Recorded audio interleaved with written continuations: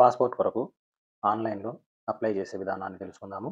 మనం పాస్‌పోర్ట్ కావాలనుకుంటే, మనం ఏదైనా నెట్ సెంటర్‌కి గాని, లేదా ఏదైనా ఏజెంట్‌ని గాని సంప్రదిస్తూ ఉంటాము. వాళ్ళు మనకు పాస్‌పోర్ట్‌కు అప్లై చేసిస్తూ ఉంటారు.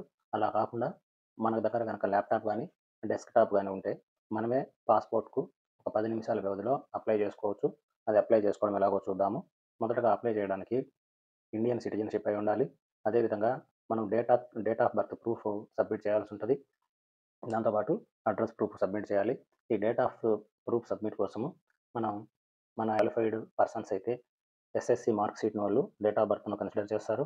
కాబట్టి ఎస్ఎస్‌సి మార్క్ షీటు గనుక మీ దగ్గర ఉంటే దాంట్లో మీ పేరు, మీ father name, date of birth ఈ 3 స్పెల్లింగులు ఏ విధంగా అయితే ఉంటాయో సేమ్ అదే విధంగా ఎటువంటి పొరపాట్లు లేకుండా మనం అప్లికేషన్‌లో ఫిలప్ చేయాల్సుంటుంది.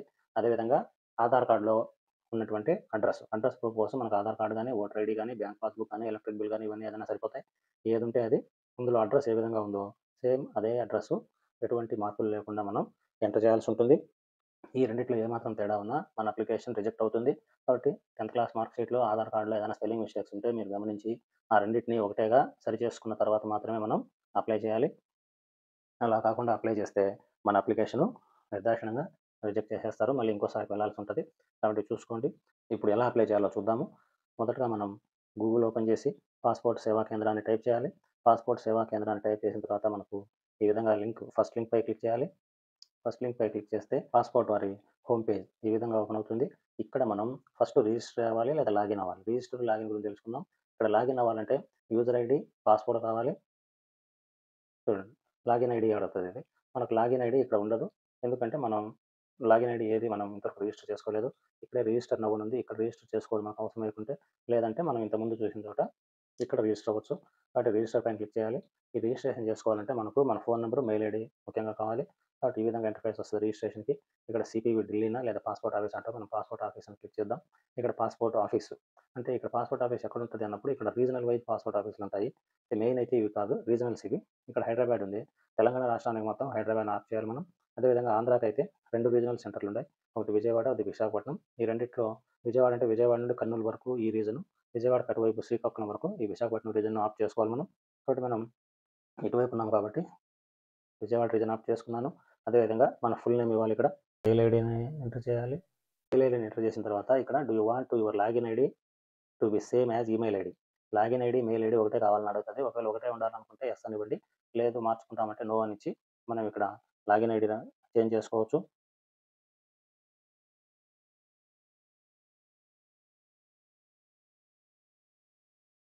నేను లాగిన్ ఐడీ చేంజ్ చేసుకున్నాను మెయిల్ ఐడీలా కాకుండా. ఇక్కడ పాస్‌వర్డ్ క్రియేట్ చేసుకోమంటది. ఈ password must have at least 1 digit 0-9 అంకెలుండాలి మరియు 1 lower case small letter A to జెడ్‌లో ఏదో ఒక లెటర్ ఉండాలి. And upper case A to Z ఒక అప్పర్ కేస్ ఉండాలి. స్పెసిఫైడ్ క్యారెక్టర్స్ ఉండాలి. అట్ ద రేట్ ఆఫ్ అంట పాయింట్ గాని, అండర్ స్పేస్ గాని ఏదో ఒకటి.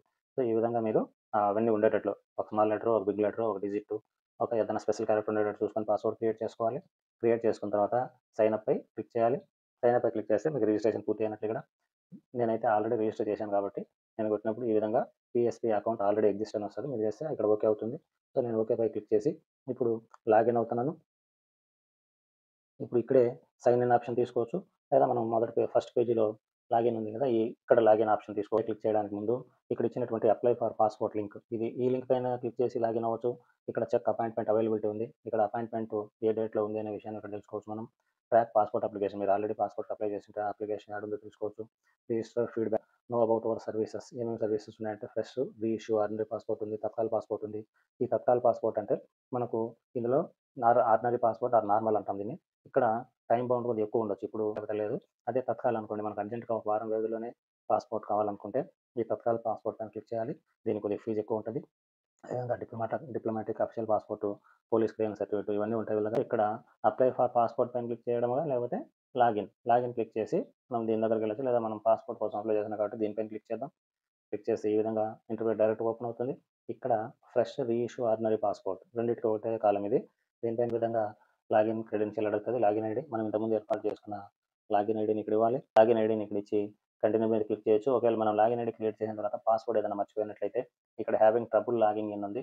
ఈ ట్రబుల్ లాగిన్ పైన క్లిక్ చేసి మనం మన పాస్‌వర్డ్‌ని రీకాల్ చేసుకోవచ్చు. మనం రిజిస్టర్ చేసినప్పుడు ఇంకొక క్వెషన్ కూడా అడుగుతది.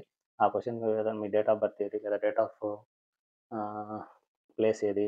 తర్వాత మీకు ఇష్టమైన ఫ్రూట్ ఏది, ఈ క్వెషన్‌లకు ఆన్సర్ రాసుకొని ఉంటాం. ఆ ఆన్సర్‌లు ఇవ్వడం ద్వారా కూడా మనం ఇక్కడ ఏదైనా మర్చిపోయుంటే ఇక్కడ రికవరీ చేసుకోవచ్చు పాస్వర్డ్‌ని. ఇప్పుడు మనకు పాస్వర్డ్ గుర్తుంది కాబట్టి కంటిన్యూపై క్లిక్ చేస్తాం. కంటిన్యూపై క్లిక్ చేసిన తర్వాత ఇక్కడ పాస్వర్డ్ ఎంటర్ చేయాలి. పాస్వర్డ్ ఎంటర్ చేస్తే ఇక్కడ పాస్వర్డ్ ఎంటర్ చేయాలి. పాస్వర్డ్ ఎంటర్ చేసి సైన్ ఇన్ పై క్లిక్ చేద్దాం.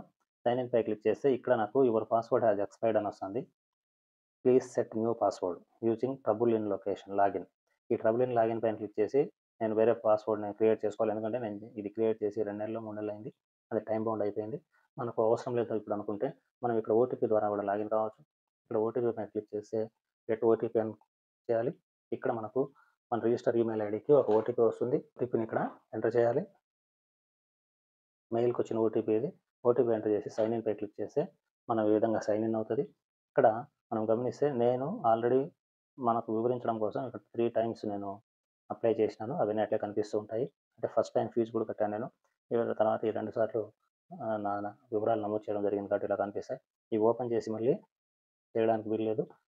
పైన క్లిక్ చేస్తే మనకు కనబడదు. కాబట్టి ఇక్కడ సర్వీసెస్ అని ఉంది. ఈ సర్వీసెస్ పైన క్లిక్ చేసి మనం అప్లికేషన్ ఫిలప్ చేయొచ్చు. లేదా ఇక్కడ సర్వీసెస్ తీసుకోవచ్చు మనం. సర్వీసెస్ తీసుకొని ఇక్కడ మనం అప్లై చేయాల్సి ఉంటది. ఈ విధంగా తీసుకొని ఇక్కడ fresh passport and reissue passport పై క్లిక్ చేయాలి. ఇక్కడ మనం రీఇష్యూ పాస్‌పోర్ట్ అనే ఆప్షన్ ఉంది కాబట్టి మీకు ఆల్రెడీ పాస్‌పోర్ట్ ఉండి అదేమైనా పోయి ఉంటే ఇక్కడ ఆ passport number, date of birth ఇవ్వడం ద్వారా మనం మళ్ళీ అగైన్ ఆ పాస్‌పోర్ట్‌ని పొందవచ్చు. మనం ఇప్పుడు కొత్తగా అప్లై చేస్తున్నాం కాబట్టి స్కిప్ ఫర్ నౌ అని తీసేయాలి. ఇక్కడ పాస్‌పోర్ట్ ఆఫీస్ మనం ఆల్రెడీ ఆప్ట్ చేసిన విజయవాడ అని అదే కనిపిస్తది. నెక్స్ట్ పైన క్లిక్ చేయాలి. 9 స్టెప్స్ మనం కంప్లీట్ చేయాల్సి ఉంటది. ఒకటి పాస్‌పోర్ట్ టైప్ అనే ఫామ్‌ను ఫిలప్ చేయాలి. అప్లికెంట్ డీటెయిల్స్ అనే ఫామ్ ఫిలప్ చేయాలి. Family details, address details, emergency contact, previous passport, other details, passport review details verification ఇవన్నీ కూడా మనం కంప్లీట్ చేయాల్సి ఉంది. కాబట్టి ఇప్పుడు పాస్‌పోర్ట్ టైప్‌లో మనకు అప్లయింగ్ ఫర్ ఫ్రెష్ పాస్‌పోర్టా, రీఇష్యూనా? మనం ఫ్రెష్‌కే కాబట్టి ఫ్రెష్ పైన క్లిక్ చేద్దాం. రీఇష్యూ అయితే రీఇష్యూ పైన క్లిక్ చేసుకోవచ్చు. ఈ టైప్ ఆఫ్ అప్లికేషన్‌లో నార్మలా, తత్కాలా అని మనం ఇంతకుముందే చెప్పుకున్నాం. నార్మల్ అయితే ఆహ్, ఒక నెల, 1.5 నెలల గ్యాప్‌లో మనకు స్లాట్ దొరుకుతాయి. ఈ తత్కాల్ అనేది ఒక వారం వ్యవధిలోనే మనకు దొరుకుతది. కానీ రెండిటికి ఉండే ఫీజులు వేరుగా ఉంటాయి. కాబట్టి ప్రస్తుతానికి నార్మల్ తీసుకుంటున్నాం. అదేవిధంగా టైప్ ఆఫ్ పాస్‌పోర్ట్ బుక్‌లెట్. మీకు 36 పేజీలు ఉండే బుక్‌లెట్ కావాలన్నా, 60 పేజీల బుక్‌లెట్ కావాలన్నా ఉంది. ఈ 36 పేజీలకి, 60 పేజీలకు కాస్ట్‌లో కూడా తేడా ఉంటది. కాబట్టి నేను 36 పేజీలు తీసుకుంటాను. 36 పేజీలదైతే 1500 పడతది. 60 పేజీలదైతే మనకు 2,500 దాకా పడతది. కాబట్టి ఇక్కడ 36 పేజెస్ తీసుకొని సేవ్ అండ్ నెక్స్ట్ కొడుతున్నాను. మీకు ఎక్కువ పేజీలు కావాలంటే ఎక్కువ తీసుకోవచ్చు. ఇప్పుడు పాస్‌పోర్ట్ టైప్ అనేది కంప్లీట్ అయిపోయింది. ఇప్పుడు సెకండ్ కాలమ్‌లోకి వచ్చినాం. సెకండ్ స్టెప్ ఇది అప్లికెంట్ డీటెయిల్స్. ఇక్కడ గివెన్ నేమ్ ఇవ్వాలి మనం. మన 10థ్ క్లాస్ మార్క్ షీట్‌లో ఏదైతే ఉందో సేమ్ అదే విధంగా ఎంటర్ చేయాలి. ఏమాత్రం స్పెల్లింగ్ మిస్టేక్ ఉన్నా మన అప్లికేషన్ రిజెక్ట్ అవుతది. ఇంకోసారి వెళ్ళాల్సి ఉంటది. మళ్ళీ అప్లై చేయాల్సి ఉంటది. ఇక్కడ సర్‌నేమ్ ఎంటర్ చేయాలి. ఎంటర్ చేసిన తర్వాత జెండరు, తర్వాత have you been known by other names. నీకేమైనా వేరే పేర్లు ఉన్నాయా అనే ఆప్షన్ ఉంది. ఒకవేళ ముందు ఏదైనా పేరుతో పిలుస్తారా మీ ఏరియాలో? యెస్ అని గనక క్లిక్ చేస్తే మనం అలియాస్ ఆ నేమ్స్ ఇక్కడ ఇవ్వాల్సి ఉంటది. లేదు మనకు నో అని క్లిక్ చేస్తే ఏ ప్రాబ్లమ్ లేదు. Have you changed your name. నీ పేరేమైనా మార్చుకున్నావా అని అడుగుతది. యెస్ అని క్లిక్ చేసి ఆ మార్చుకున్న ముందున్న పేర్లవన్నీ ఇక్కడ ఇవ్వాలి. లేదు నో అనేసి ఏమి ఇవ్వాల్సిన పని లేదు. తర్వాత ఇక్కడ date of birth. Date of birth press చేయాలంటే మన క్యాలెండర్ ఓపెన్ అవుతుంది. ఇక్కడ ఇయర్ పైన క్లిక్ చేస్తే ఇయర్ ఆఫ్ చేసుకోవచ్చు. అదేవిధంగా మంత్ పైన క్లిక్ చేసి మంత్ ఆఫ్ చేసుకోవచ్చు. తర్వాత డేట్. ఈ విధంగా డేట్ ఆఫ్ బర్త్ ఆఫ్ చేసుకున్నాం. ఇక్కడ ప్లేస్ ఆఫ్ బర్త్ ఉంది. ప్లేస్ ఆఫ్ బర్త్ ఇచ్చేసాం. తర్వాత మ్యారిటల్ స్టేటస్ మ్యారీడా, డైవర్స్‌డా, సింగిలా ఈ విధంగా కొన్ని కాలమ్స్ ఉన్నాయి. సో, మ్యారీడ్ అయితే మ్యారీడ్, అన్‌మ్యారీడ్ అయితే అన్‌మ్యారీడ్, సింగిల్ అయితే సింగిల్. సింగిల్ అంటేనే అన్‌మ్యారీడ్. తర్వాత is your place of birth out of India. మీరు ఇండియాకి అవతల ఏమన్నా పుట్టినారా అని అడుగుతది. మాక్సిమం ఉండరు కాబట్టి నో అని ఇవ్వాలి. యెస్ అంటే మళ్ళీ కంట్రీ నేమ్స్ అవన్నీ ఇవ్వాలి. ఇప్పుడు ఏ కంట్రీలో పుట్టినావు, ఏ రీజన్ అని అడుగుతది. కాబట్టి నో అని ఇస్తాం. అంటే ఇక్కడ పుట్టింటే నో అనే ఇవ్వాలి. అదేవిధంగా ఏ స్టేట్‌లో ఆంధ్రప్రదేశ్, తర్వాత డిస్ట్రిక్ట్ అన్నప్పుడు అన్నమయ్య, తర్వాత ఇక్కడ సిటిజన్‌షిప్ అంటారు. సిటిజన్‌షిప్ ఆఫ్ ఇండియా అంటే మనకు బై బర్త్ వస్తది కాబట్టి బై బర్త్ లేదా డిసెంట్ ఆ రిజిస్ట్రేషను ఏదైతే బయట నుండి వచ్చినోళ్ళైతే ఇక్కడ డిసెంట్ అని. ఇక్కడ మనం పాన్ నంబరు, ఓటర్ ఐడీ నంబర్లు ఇవ్వాల్సి ఉంటుంది. వీటికి స్టార్ మార్క్ లేదు. చూడండి ఇక్కడంతా స్టార్ మార్క్ ఉంది. స్టార్ మార్క్ ఉంటే ఖచ్చితంగా మనం ఆ ఎంట్రీ అని పూర్తి చేయాలి. స్టార్ మార్క్ లేకపోతే అవి మనం ఒకవేళ ఎంట్రీ చేయకపోయినా పర్వాలేదు. కాబట్టి పాన్, ఓటర్ ఐడీ మీ ఇష్టం. మీరు ఎంటర్ చేస్తే చేయండి లేకపోతే అవసరం లేదు. తర్వాత ఎంప్లాయ్ టైప్. మీరేం చేస్తారండి ఇక్కడికి వెళ్ళి గవర్నమెంట్ ఎంప్లాయా, హోమ్ మేకరా, నాట్ ఎంప్లాయిడా, అదర్సా లేదా స్టూడెంటా ఈ కాలమ్స్ ఏదో ఒకటి తీసుకోవాలి. నేనైతే గవర్నమెంట్ ఎంప్లాయ్ కాబట్టి గవర్నమెంట్ అని క్లిక్ చేస్తున్నాను. ఇక్కడ గవర్నమెంట్ ఎంప్లాయీస్ అయితే ఖచ్చితంగా తన హెడ్ ఆఫ్ డిపార్ట్మెంట్ నుండి ప్రియర్ పర్మిషన్ లెటర్ తీసుకోవాలి. దాన్ని అనెక్సర్ హెచ్ అంటారు. ఆ అనెక్సర్ హెచ్ ఖచ్చితంగా సమర్పించాల్సి ఉంటుంది. అదేవిధంగా స్టూడెంట్స్ ఎవరైనా చదువుతున్నట్టంటే హైయర్ స్టడీస్ కానీ లేదా ఇంటర్ ఆ తర్వాత కోర్సులు చదువుతున్నట్లయితే మన 10th క్లాస్ మార్క్ షీట్ కాలేజీలో ఉండిపోయి ఉంటుంది కాబట్టి వాళ్ళు ఎవరు ఇక్కడ 10th class mark sheet, date of birth proof కోసము లేదా నాన్ ఈసీఆర్ కోసం ఖచ్చితంగా సబ్మిట్ చేయాలి. వాళ్ళు అక్కడ కస్టోడియన్ సర్టిఫికేట్, కాలేజీలో కస్టోడియన్ సర్టిఫికేట్ అని ఇస్తారు. అంటే వీళ్ళ యొక్క మార్క్ షీట్ మా దగ్గర ఉంది అని ఆ సర్టిఫికేట్ని తెచ్చుకొని సబ్మిట్ చేయాల్సి ఉంటుంది. అదేవిధంగా మార్క్ షీట్ తీసుకొని దానిపైన అటెస్టేషన్ చేయాలి వాళ్ళు. ఇక్కడ ఆర్గనైజేషన్ నేమ్ ఇచ్చుకుంటాం. Is either of your parent. In case of minor విషయంలో ఇది మనం మైనర్లు ఎవరు లేరు కాబట్టి మనం నో అని పెట్టుకుంటున్నాం. మేజర్ కాబట్టి ఇక్కడ ఎడ్యుకేషనల్ క్వాలిఫికేషన్స్ తీసుకుంటే మనం ఏ క్వాలిఫికేషన్ ఉంటే అది ఇవ్వాలి. ఇక్కడ నాన్ ఈసీఆర్ కాలం ఉంది. మనం ఎడ్యుకేటర్ కానీ అయితే ఇక్కడ ఎస్ ఇది applicant eligible for non ECR అంటే నాన్ ఈసీఆర్ అంటే మనకు ఇమిగ్రేషన్ మనం ఏదైనా దేశాలకు వెళ్ళినప్పుడు అక్కడ దిగుతానే మనకు ఇమిగ్రేషన్ జరుగుతుంది. ఆ ఇమిగ్రేషన్ కొద్దిగా లైట్గా ఉంటుంది ఎడ్యుకేటర్స్ అయితే. అదే నాన్ ఎడ్యుకేటర్స్ అయితే కొద్దిగా స్ట్రిక్ట్గా వాళ్ళని పరిశీలించడం జరుగుతుంది. కాబట్టి ఇక్కడ ఎస్ అని ఇస్తాం ఎందుకంటే క్వాలిఫైడ్ కాబట్టి. అదేవిధంగా documents required for non ECR. ఏ డాక్యుమెంట్స్ చూపెట్టాలి? నాన్ ఈసీఆర్ ఇలా ఆప్ట్ చేసుకుని ఉంటే ఈ క్వాలిఫైయింగ్ సంబంధించిన డాక్యుమెంట్స్ చూపించాలి. ఇప్పుడు గ్రాడ్యుయేట్ అండ్ అబవ్ అన్నప్పుడు గ్రాడ్యుయేట్ అవసరం లేదు, 10th క్లాస్ మార్క్స్ షీట్ అయినా సరిపోతుంది. అదేవిధంగా ఇక్కడ ఏదైనా ఒక మోల్ ఎంటర్ చేయాల్సి ఉంటుంది.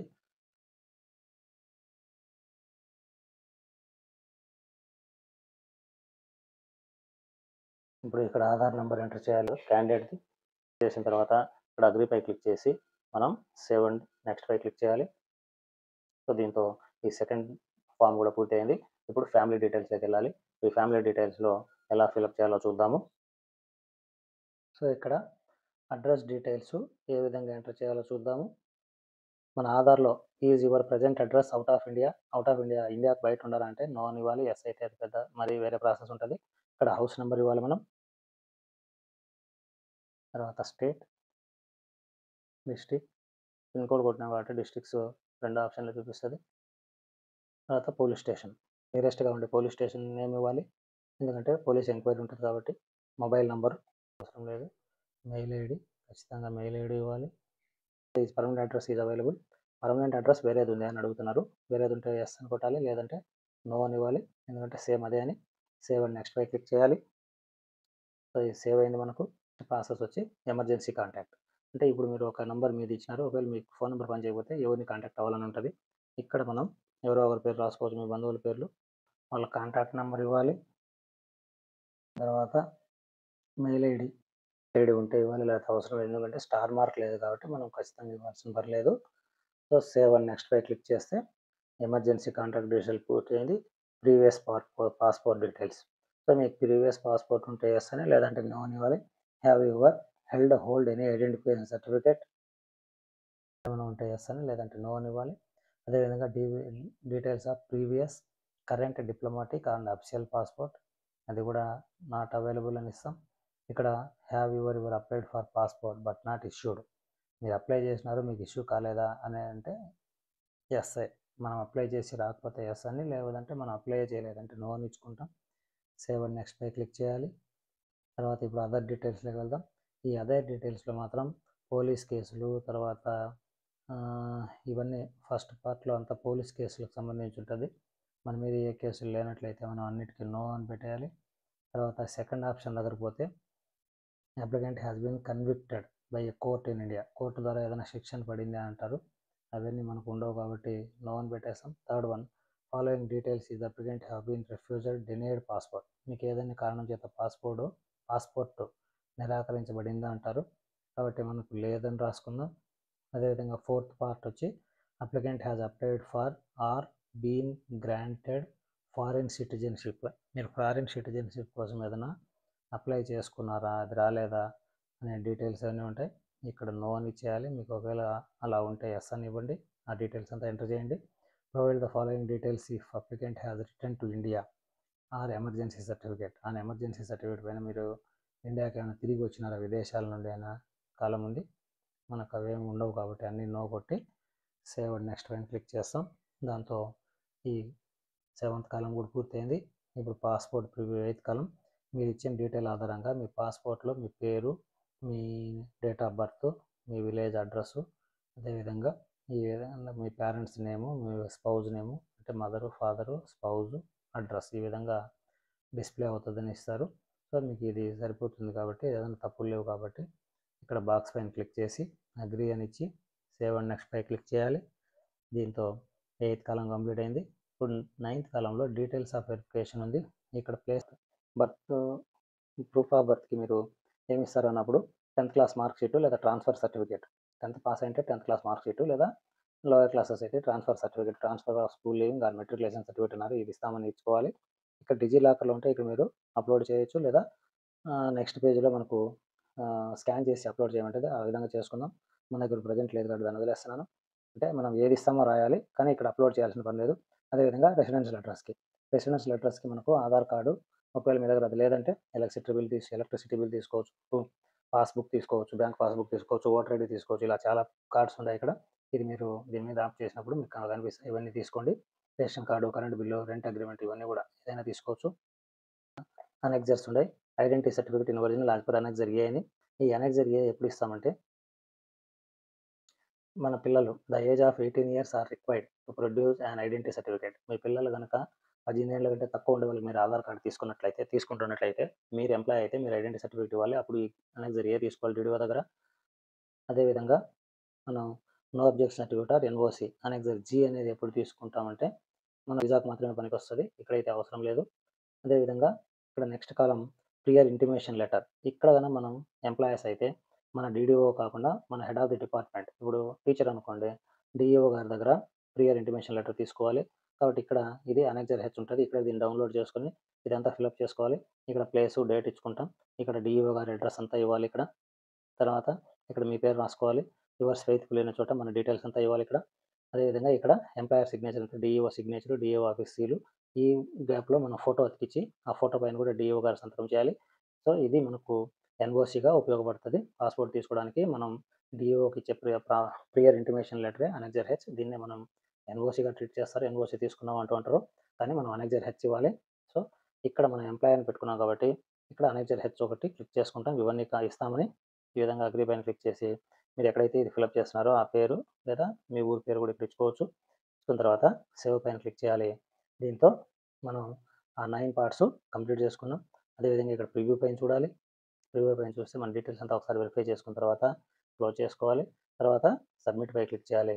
సబ్మిట్ అయిపోయిన తర్వాత మనకు next process print application receipt అని, తర్వాత ఎంటర్ ఎన్ఓసి ఇవన్నీ ఉంటాయి. సో మనకు అప్లికేషన్ ఫిల్అప్ అనేది ఇక్కడితో అయిపోయింది. ఇప్పుడు మనం సర్వీసెస్లోకి పోతాం, సర్వీసెస్లో కాదు మై అప్లికేషన్స్లో వెళ్ళాలి. ఈ మై అప్లికేషన్స్లో మనం ఈరోజు ఫిల్అప్ చేసిన అప్లికేషన్ ఈడు ఉంది, దీనిపైన క్లిక్ చేయడం ద్వారా మనం దీన్ని మళ్ళీ ఓపెన్ చేయొచ్చు. ఓపెన్ చేసి ఇక్కడ ఫీజు కట్టుకోవాల్సి ఉంటుంది, తర్వాత సర్టిఫికెట్స్ అప్లోడ్ చేయాలి. ఈ విధంగా మనకు ఓపెన్ అయిన తర్వాత పే అండ్ షెడ్యూల్డ్ అపాయింట్మెంట్ ఉంది, అప్లోడ్ సపోర్టింగ్ డాక్యుమెంట్స్. దానికంటే ముందు సపోర్టింగ్ డాక్యుమెంట్స్ లేదా ఫస్ట్ ఫీజు కట్టిన తర్వాత అప్లోడ్ డాక్యుమెంట్స్ కూడా చేసుకోవచ్చు. పే అండ్ ఫీజు ఎలా కట్టాలో చూద్దాం. ఈ విధంగా రెఫరెన్స్ వచ్చిన తర్వాత మనకు సెలెక్ట్ పిఎస్బికి ఆల్రెడీ మనం విజయవాడ వర్క్ చేసుకున్నాం కాబట్టి విజయవాడ పరిధిలో ఉన్నటువంటి పాస్పోర్ట్ సేవా కేంద్రాలు ఇవన్నీ. ఈ కేంద్రాల్లో మీకు స్లాట్ని బట్టి మనం అప్లై చేసుకోవచ్చు. మీకు నియరెస్ట్గా ఉండేది తిరుపతి అనుకోండి, తిరుపతి వెళ్ళాలనుకుంటే తిరుపతి, విజయవాడ, కర్నూలు, కడప, గుడివాడ, నెల్లూరు ఈ విధంగా ఉంటాయి. ఇక్కడ పిఎస్కి అంటే పాస్పోర్ట్ సేవా కేంద్రము. ఈ రెండు తిరుపతి, విజయవాడ మాత్రమే పాస్పోర్ట్ సేవా కేంద్రాలు ఉండేవి, పాస్పోర్ట్ వారు ఏర్పాటు చేసినవి. ఇవి పోస్ట్ ఆఫీస్లో ఉన్నటువంటి పాస్పోర్ట్ సేవా కేంద్రాలు, ఇవన్నీ కూడా పోస్ట్ ఆఫీస్లో ఉన్నటువంటివి డైరెక్ట్గా. అదేవిధంగా ఇక్కడ వ్యాన్ కూడా ఉంది, ఇక్కడ కూడా మనం స్లాట్ ఉంటే బుక్ చేసుకోవచ్చు. కాబట్టి మనం ఇవన్నీ పోస్ట్ ఆఫీస్లో ఉన్నాయి. మెయిన్ వచ్చి తిరుపతి, విజయవాడ ఉంది. తిరుపతి అని పెట్టుకున్నాం అనుకోండి, ఈ విధంగా మనకు డేట్ వస్తుంది 9/7/2025. ఇక్కడ స్లాట్స్ మనం ఓపెన్ చేసుకుంటే ఇక్కడ జూన్లో అయితే ఏం లేవు, జూలైలో కనుక మనం చూసుకున్నట్లయితే 9th, 10th, 11th, 14th, 15th ఖాళీలు ఉన్నాయి. సో ఈ డేట్లలో ఏదో ఒక డేట్ ఉంటుంది కాబట్టి మనం ఒక డేట్ నాప్ చేసుకొని మనం క్లిక్ చేసుకున్నాం. అంటే 11/7/2025 డేట్ కాప్ చేసుకున్నాను. కిందకి వెళ్ళి మేక్ పేమెంట్ పైన క్లిక్ చేయాలి. ఇలా మేక్ పేమెంట్ పై క్లిక్ చేస్తే ఈ విధంగా మనకు పేజ్ ఓపెన్ అవుతుంది, పేమెంట్ పే. ఇవన్నీ సరి చూసుకున్నాక ఇక్కడ పే నౌ పైన క్లిక్ చేసినట్లయితే మీరు ఎలా పే చేస్తారనే ఆప్షన్స్ వస్తుంది. ఇక్కడ ఎస్బీఐ నెట్ బ్యాంకింగా లేదా అదర్ బ్యాంక్ నెట్ బ్యాంకింగా, state bank of debit cards అని. ఇక్కడ చూడండి, ఎస్బీఐ నెట్ బ్యాంకింగ్ అయితే ఛార్జెస్ ఏముండవు, అదర్ నెట్ బ్యాంకింగ్ అయితే 6 రూపీస్ ఉంది, state bank debit, other bank debit కార్డ్స్కు ఛార్జెస్ ఏం లేవు. అదే క్రెడిట్ కార్డ్ అయితే 17 రూపీస్ 70 పైస్ ఉంది. యూపీఐకి అయితే ఏం ఛార్జెస్ లేవు. మీరు వీటిలో ఏ పద్ధతిలో కట్టాలనుకుంటే ఆ పద్ధతిలో ఫీజు పే చేసేస్తే మీ పేమెంట్ అయిపోతుంది. పేమెంట్ అయిపోయిన తర్వాత మనం చివరగా సర్టిఫికేట్స్ అప్లోడ్ చేయాలి. సర్టిఫికేట్స్ అప్లోడ్ చేసిన తర్వాత మళ్ళీ మనం స్లాట్ బుక్ చేసుకోవాలి. ఎందుకంటే మనం ఇప్పుడు డేట్ ఇచ్చినామని గాని ఆ డేట్ కన్ఫర్మ్ అవ్వలేదు మనకు. కాబట్టి ఇక్కడ ఆ డేట్‌ని మనం కన్ఫర్మ్ చేసుకోవాలి. సో, ఇక్కడ మళ్ళీ క్లిక్ చేసి వ్యూ పైన నొక్కితే మనకి ఈ విధంగా వస్తుంది. మనం పేమెంట్ చేయలేదు కాబట్టి ఫెయిల్ అని వస్తుంది. పేమెంట్ అయిపోయిన తర్వాత అప్లోడ్ సపోర్టింగ్ డాక్యుమెంట్స్‌లోకెళ్ళి ఇక్కడ అటాచ్‌మెంట్ టైప్‌లో అడ్రెస్ ప్రూఫ్ ఒకటి, డేట్ ఆఫ్ బర్త్ ఒకటి చెప్పుకున్నాం. నాన్ ఈసీఆర్ అవసరం లేదు ఇక్కడ. నాన్ ఈసీఆర్ కావాలంటే ఇక్కడ 10th క్లాస్ మార్క్ షీట్ పెట్టుకోవచ్చు. అడ్రెస్ ప్రూఫ్ అని ఇస్తాం. ఇక్కడ అటాచ్‌మెంట్ టైప్ దగ్గరకొస్తే అడ్రెస్ ప్రూఫ్ మన దగ్గర ఏముంటది? ఆధార్ కార్డ్ ఉంటది. సో, ఆధార్ కార్డ్ అని ఎంచుకుంటాం.